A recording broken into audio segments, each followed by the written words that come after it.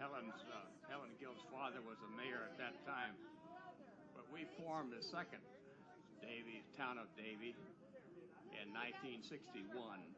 And I'd like to go into some of the reasons it was formed. Back in the early 40s or the late 30s, at that time we had a Chamber of Commerce, which is still in existence as the present Chamber of Commerce.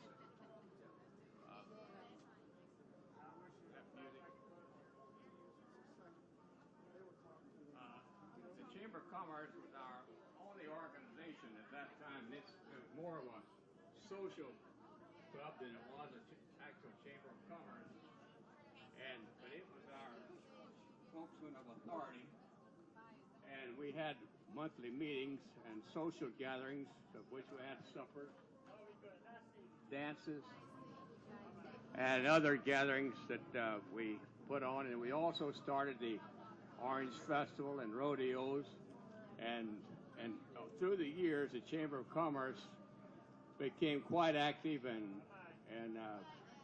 was actually the center of the center of attraction for the people of Davie, to hold them together, to keep them together. But as the progress, as a community grew, Hollywood was proceeding from the south, and Fort Lauderdale was coming in from the northeast, and Plantation from the north. The people of Davie wanted to preserve and keep their rural atmosphere. They wanted horses and chickens and pickups in the yard. They wanted trucks to be parked in the yards, and they wanted to have their rural atmosphere and the easy way of life. And they wanted to keep that aspect, and they wanted the kind of the farming atmosphere and the easy way of life.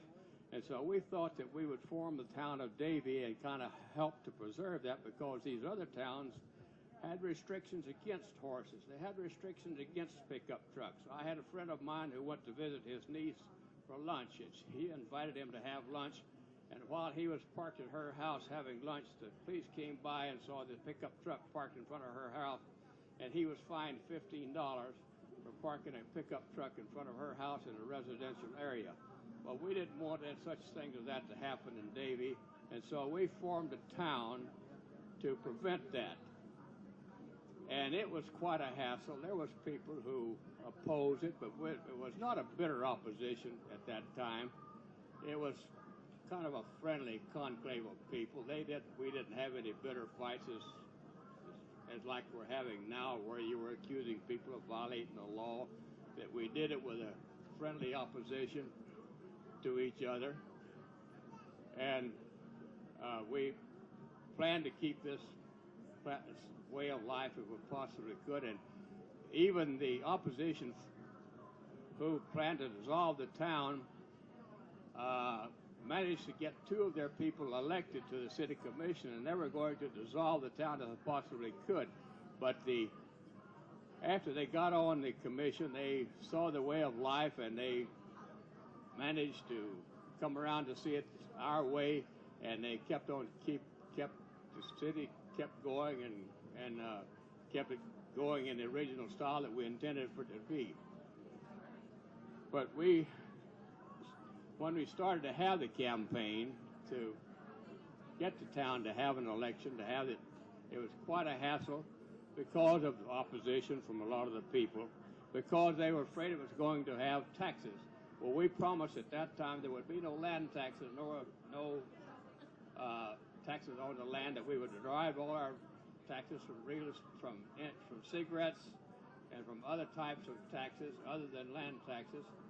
But later on, as the town grew, it was necessary to start levying against real estate taxes, as you know.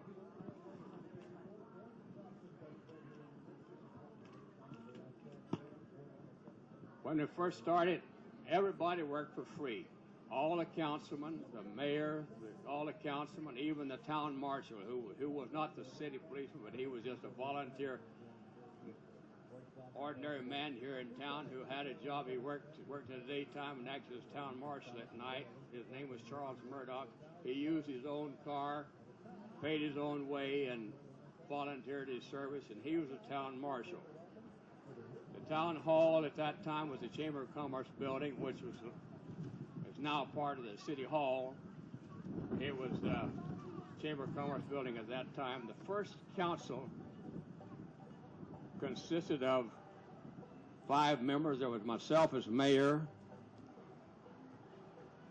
if I can remember the people. Dick Griffin, my wife's brother, was on the council. There was Larry Winklehake, Clarence Rubinson, George Anderson, Charlie Osborne, Eddie Veely, and Hazel Shaw was the town clerk. A short time later, we appointed our first policeman, who was Frank Terranova, and he was only one man, and he couldn't be here fully 24 hours every day, so he was just subject to call, and he came and worked as often as he could and whenever he could, and he patrolled the town, and we finally bought him a car. He used his own car to start with. We finally bought him a car, and he started out that way, and had a volunteer fire department at that time. And we just started out small in the hopes that we could preserve our town and a rural atmosphere where everybody could have chickens and horses and have a casual atmosphere.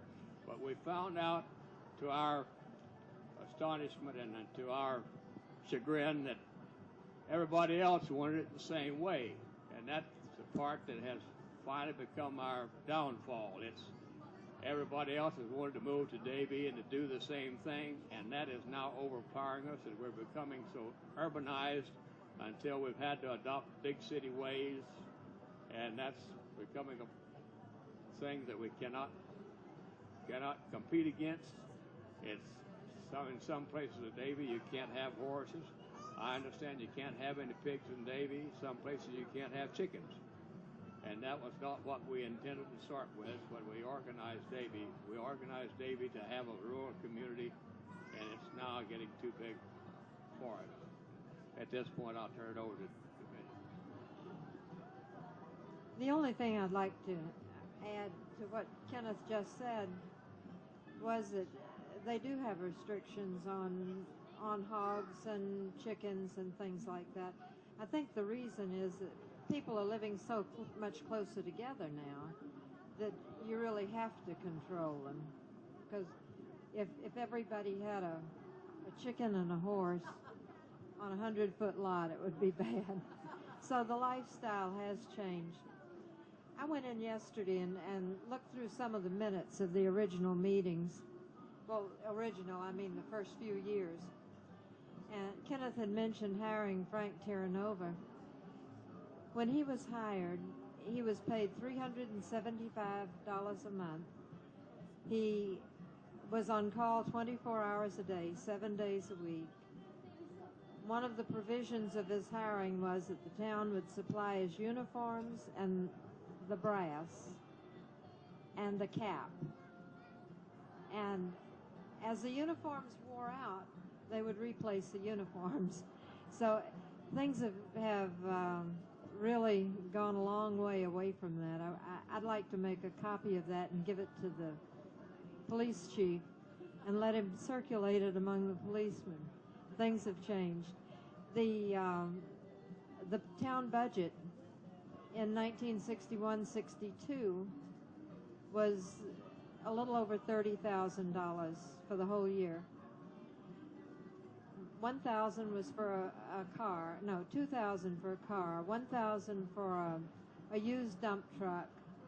The town clerk got, I think it was $2,600 a year for 6 hours a day.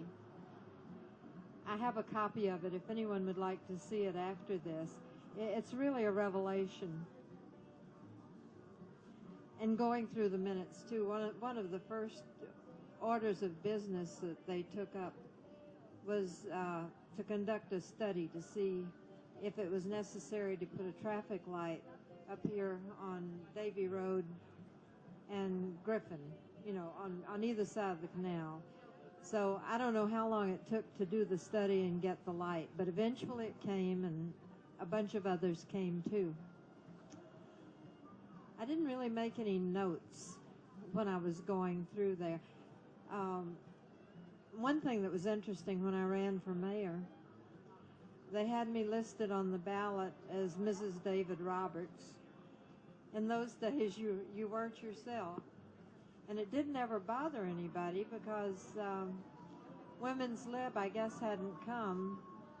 And I always figured I was Mrs. David Roberts. And then in the meetings, they would refer to me in the minutes as Mayor Mrs. Roberts, which it was so, yeah. I'm going to take the time to go down there and read through those old minutes because it was such a revelation on the way we lived then and the way we live now. And then was great.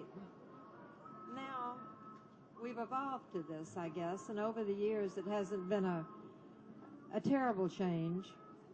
But I'm like the old timers. I didn't come here until 1944. And I would have liked to have been in Davie in the old days when there were many fewer people. Would you like to have anything else to say? Questions?